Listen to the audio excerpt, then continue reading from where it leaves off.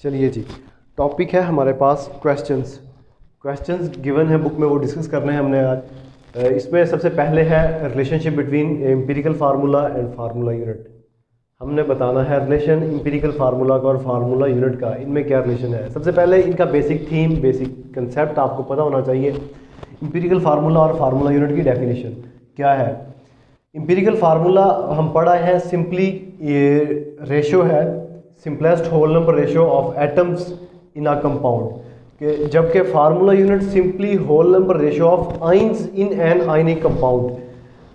Relationship क्या हुआ कि दोनों ही simplest whole number ratio of atoms हैं, दोनों ही सिंपलेस्ट होल नंबर रेशोज हैं, जबकि फार्मूला यूनिट के केसेस में हमारे पास क्या आता है, आइंस आते हैं, और एम्पिरिकल फार्मूला में कंपाउंड आ जाता है या एटम्स आ जाते हैं। तो रिलेशनशिप क्या लिखेंगे, empirical formula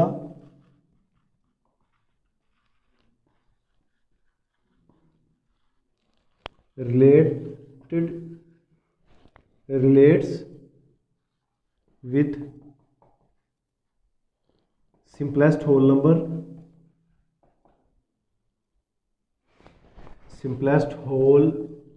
number ratio of atoms. Atoms की होल नंबर रेशियो, यानी कि एटम्स को इस तरह एटम्स के नंबर को सिंप्लीफाई करना है कि उनकी होल नंबर रेशियो आ जाए हमारे पास। वो आगे चल के हम देखते हैं कि वो किस तरह निकालते हैं। एम्पिरिकल फार्मूला क्या है, relates with simplest whole number ratio of atoms, while formula unit relates with किसके साथ, सिंपलेस्ट होल नंबर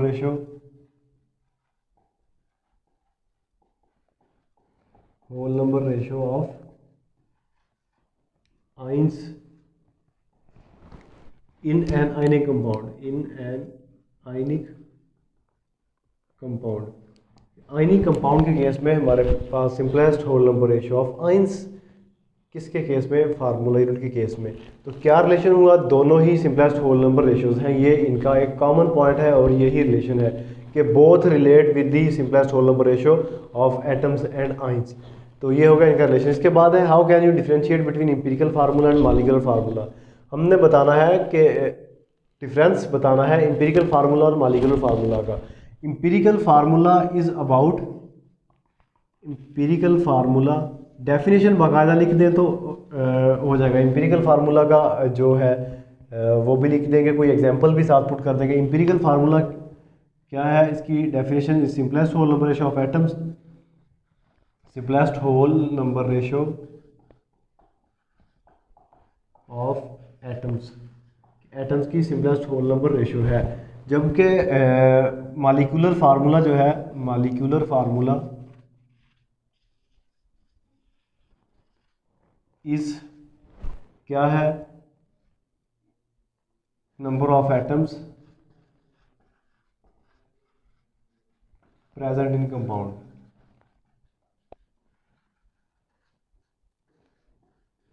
कि एटम्स के जो टोटल नंबर है वो काउंट करते हैं, सिंपली कम्बिनेशन होता है। Molecular formula is simply combination of atoms in a compound, और उसके जो नंबर ऑफ एटम्स है वही डिनोट करते हैं। इसकी एग्जांपल में अगर पुट करें मॉलिक्यूलर फार्मूला में, CH4 इसकी कॉमन एग्जांपल है, या C6H12O6 इसकी एग्जांपल में पुट कर देंगे किसकी, मॉलिक्यूलर फार्मूला की।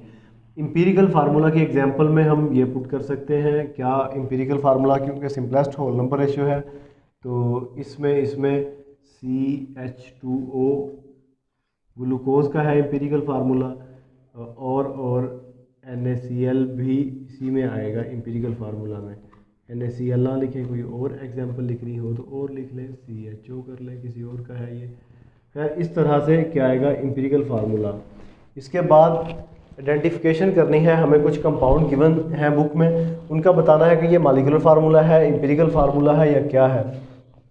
तो आइडेंटिफाई करना, ये चूँकि कम्बिनेशन दिया गया है, नंबर ऑफ एटम्स क्लियर है, हाइड्रोजन पर ऑक्साइड का मॉलिक्यूलर फार्मूला है ये हमारे पास, हाइड्रोजन पर ऑक्साइड का मॉलिक्यूलर फार्मूला CH4 की बात की गई, CH4 मीथेन है, मीथेन का एक मालिक्यूल है, एक इसमें कार्बन और 4 हाइड्रोजन एटम्स।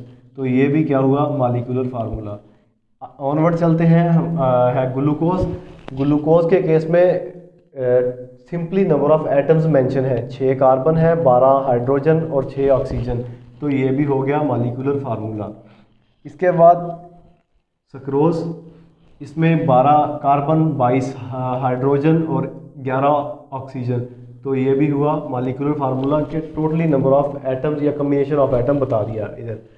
ये BaCO3 बेरियम कार्बोनेट सिंपलेस्ट दिया गया है, इसे इंपीरिकल फार्मूला भी कह सकते हैं या मालिक्यूलर फार्मूला के, इससे ज़्यादा सिंपल फॉर्म इसकी नहीं हो सकती। इसके केस में बोथ आएगा, जो मोस्ट सूटेबल होगा वो इसका इंपीरिकल फार्मूला होगा, जबकि इसके केस में फार्मूला यूनिट है।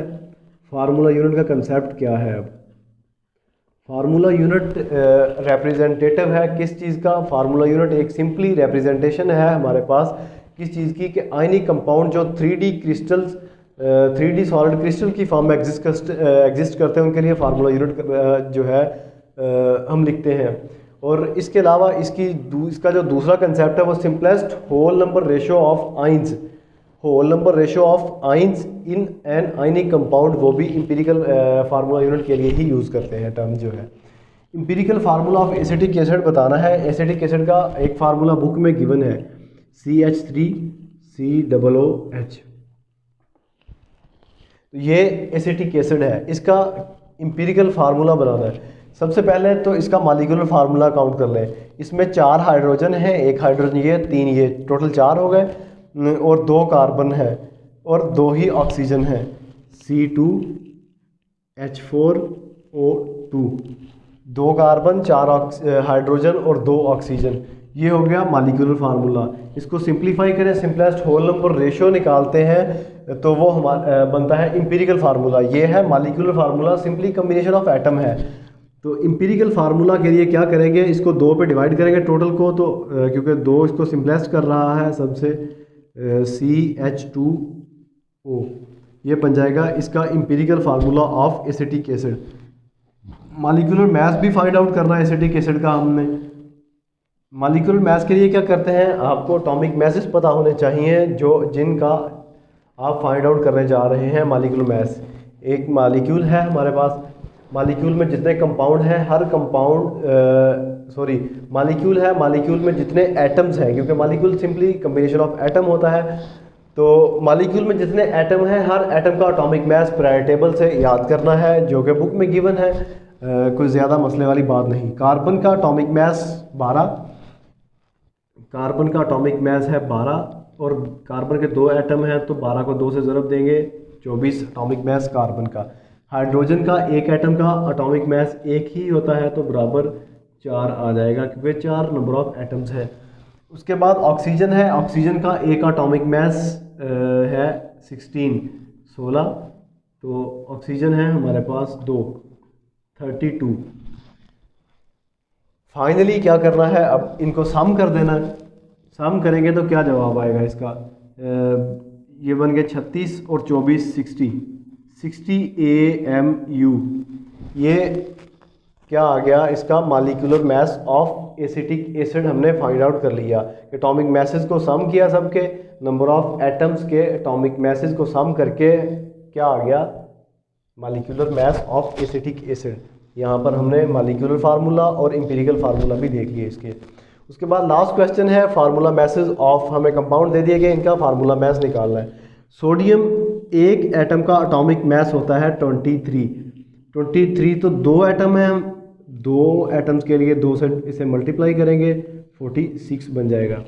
सल्फर एक एटम का एटॉमिक मैस 32, सल्फर के एक एटम का 32, तो ये ऐसा 32 आ जाएगा। ऑक्सीजन के एक एटम का एटॉमिक मैस पीरियोडिक टेबल से देख लेना है, 16 है, 16 को 4 से मल्टीप्लाई कर देंगे, 16 × 4, तो ये बन जाएगा 64। सम करेंगे सारे का तो इसका आंसर भी हमारे पास आ जाएगा। 4 + 2 6 12 1, और 6 + 3 9 + 4 13 और एक 14, 142 AMU, 142 AMU इसका क्या आ गया formula mass, 142 AMU atomic mass unit. इसके बाद है जिंक सल्फेट। जिंक सल्फेट में जिंक का एटॉमिक मैस है 65, इसे लिख लें। एटॉमिक मैस ऑफ जिंक ऐसे लिखेंगे, atomic mass of zinc, atomic mass जैसे बुक में एग्जांपल गिवन है वैसे ही रिप्रेजेंटेशन का मेथड है, हम यहाँ सिंपली कर रहे हैं। हम क्या लिखेंगे, जिंक का एटॉमिक मैस है 65, सल्फर का है 32, ऑक्सीजन के 4 एटम हैं, 4 के लिए 16 इंटू 4 64 प्लस 32 प्लस 65, इन्हें सम करेंगे तो क्या जवाब आना चाहिए। 65 को 2 से ज़रब दें तो बनता है 130, 130 में से 1 निकाला 129, 129 में 32 जमा कर दें, 9 2 11, 1 3 2 5 1 6 और 1 161 AMU क्या आ गया atomic mass of formula mass of zinc sulphate क्या आ गया 161 AMU। उसके बाद है कॉपर कार्बोनेट CuCO3, CuCO3, इसमें कॉपर का एटॉमिक मैस 63 है, कार्बन का 12 है एटॉमिक मैस, ऑक्सीजन का 16 इंटू 3, कितने हैं ऑक्सीजन के एटम हमारे पास 3, तो इसे 3 से मल्टीप्लाई करेंगे, 63 12 और 16 को 3 से मल्टीप्लाई करेंगे तो 16 को 3 से ज़रब देने से 48,